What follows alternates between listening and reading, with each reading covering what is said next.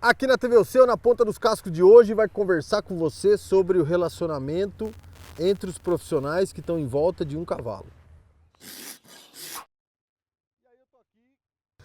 E aí eu tô aqui com a lenda barbuda do ferrajamento no Brasil, Menos. Menos. Edson Pagotto.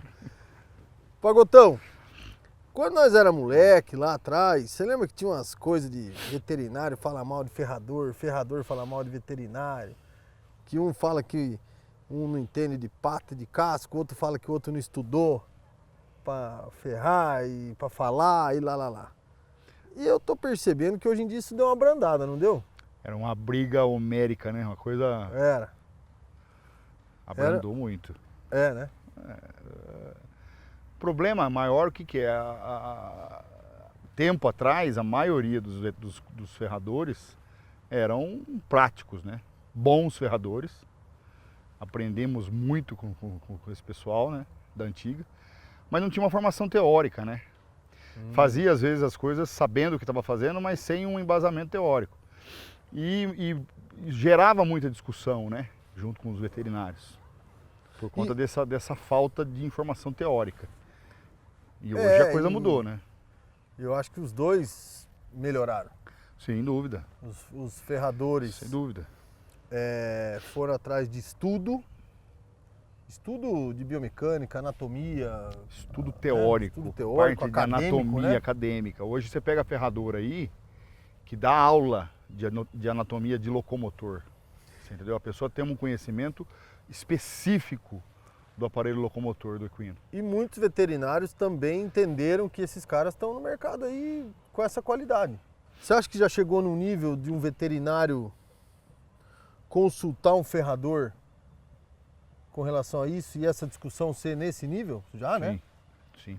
Ainda a gente tem essa entre aspas, né, essa intriga, acontece muito. Mas nós temos hoje uma formação de ferrador muito acadêmica, muito técnica, muito específica, que leva a minimização dessa discussão, dessas intrigas todas. E hoje também tem, assim como você, assim como o Fábio. Sim, assim vários como o ferradores Gustavo, veterinários, né? Ferradores que são veterinários. Sim. Isso ajuda também. Isso ajudou muito, né? Muito, sem dúvida. Tudo visando a melhoria do trabalho, né? Do ferrajamento. Então, vários hoje, né, que trabalham especificamente com problema, né? Nós temos vários profissionais. O cara focado só em problema, trabalhando só patologia. com patologia. Então, isso aumenta muito a informação na área do ferrajamento, né? E aí esses caras são procurados só quando tem problema. E tem muito problema, né? Cavalo de performance é problema, né? É verdade. Você tem que ter uma longevidade esportiva e óbvio que nessa vida esportiva do cavalo você tem os percalços, né? Todo cavalo tem problema, cavalo de performance. Você tem cavalo aqui, você sabe disso. Vira e mexe, baixa algum aí, mancando tal, isso aqui. E nessa hora é que entra o trabalho específico do ferrador, e muitas vezes esse ferrador não é um veterinário, porém é estudado na parte de problema, né? O cara consegue fazer o trabalho dele da melhor maneira possível e tecnicamente correto, né? Agora, talvez o cenário ideal seja os dois juntos, né? Sem dúvida. Sempre, né, a gente fala, sempre a integração do trabalho do veterinário com o ferrador é uma coisa que tem que ser única, é uma simbiose. Tem que ser uma situação normal, né? Uma simbiose que tem que acontecer, não adianta o cara um pensar de um jeito, outro do outro, que aí o resultado final sempre vai ser o pior, e o pior é pro cavalo. Exato. Tanto é que tem vários veterinários que a gente conhece que trabalham com os ferradores específicos. Por quê? Porque gera uma confiança, o cara tem uma integridade com o cara, tem uma confiança, vira um casamento praticamente, né? O cara tem confiança total em cima daquele profissional. Bacana. Então, mas dentro desse contexto todo aí, dessa coisa do time em volta de um cavalo, qual é o limite de cada um? Até onde um pode ir, o outro não, ou o outro pode, ou esse aqui não? Como é que funciona isso, você pensa? A gente toma como exemplo a Europa ou os Estados Unidos, certo? A formação do ferrador é uma coisa muito importante e muito séria. nesses países. Uhum. Não que aqui não seja, Uhum. porém a gente tem com muito menos quantidade, muito menos volume. E até obrigatoriedade, né? Sim. Então você vai para uma Inglaterra, por exemplo, o cara faz uma faculdade para ferrar cavalo. 4 anos de estudo, 2 anos de acompanhamento com um ferrador profissional, tipo de uma estágio, uma residência, para depois poder receber a credencial dele de ferrador.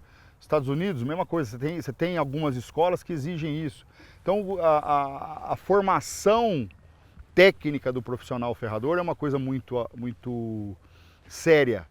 E a partir daí, o veterinário não entra nessa área. Ele trabalha em conjunto, em paralelo, porém, as opiniões emitidas pelo técnico, pelo profissional ferrador, São as é que muito valem. aceitada pelo veterinário. Então, há um consenso de ideias quando você vai se tratar um cavalo, por exemplo. Não há uma imposição de um lado e nem do outro. Porque eu já vi aqui... Isso gera uma harmonia no trabalho. Porque com a gente aqui acontece muitas vezes o contrário. Você chega para ferrar um cavalo, tem uma lista do que tem que fazer. Então. Eu já E vi, o ferrador exatamente tem que seguir aquilo, acabou. Não é E por aí. muitas vezes aquilo que está pedido não vai adiantar. E muitas vezes, pela experiência do ferrador, sabe que aquilo não vai funcionar. Então, e gera essa intriga, né, entre os dois profissionais. Isso não pode acontecer. Né? Um tem que se limitar ao seu trabalho e não invadir na área do outro. Né?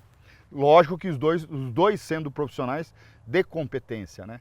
Claro. Sempre assim. Claro. Então, isso ajuda quem muito. ganha é o cavalo, quem ganha é o esporte, quem ganha, Sem dúvida. né, é a performance em geral. Legal, bacana, hein? Então, né, eu acho que a mensagem que a gente pode deixar aí para vocês é isso. Se você é um ferrador, procure um veterinário que você se encaixa, que você tenha como referência, que você tenha uma conversa aberta.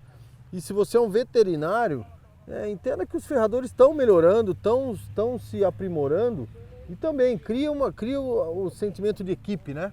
Acho que é essa a Sem pegada, dúvida, né? o time faz a diferença. Isso Quando você monta uma equipe, né? Eu sempre costumo dizer isso aí, é veterinário, ferrador e o cavaleiro, o profissional, o treinador do cavalo. Tem que estar completamente interligados os três, né?